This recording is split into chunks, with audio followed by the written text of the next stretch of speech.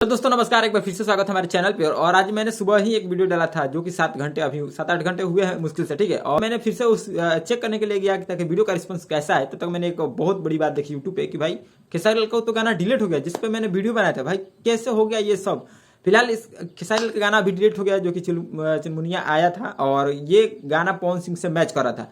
सारे लोग बोल रहे थे कि पवन सिंह ने खेसारी का गाना उठा कर, खेसारी के लोग बोल रहे थे पवन सिंह का उठा कर, ठीक है। अब दोनों में से गाना है किसका भाई। भोजपुरी में ये तो पहली बार नहीं हो रहा है, हमेशा हो रहा है। लेकिन फिलहाल इस पर खेसारी लाल का क्या कहना है, आइए देखते हैं। मेहनत से हमने काम किया था और बड़ी शिद्दत से कोई राइटर गाना लिखा होगा, बड़ी शिद्दत से कोई म्यूजिक डायरेक्टर उसमें काम किया होगा, बड़ी शिद्दत से वो वीडियो डायरेक्टर काम किया होगा, बड़ी शिद्दत से वो कलाकार उसमें डांस किया होगा, बड़ी शिद्दत से वो कोरस वाले बेचारे धूप में चल चल के उस गाने के लिए मेहनत किए होंगे।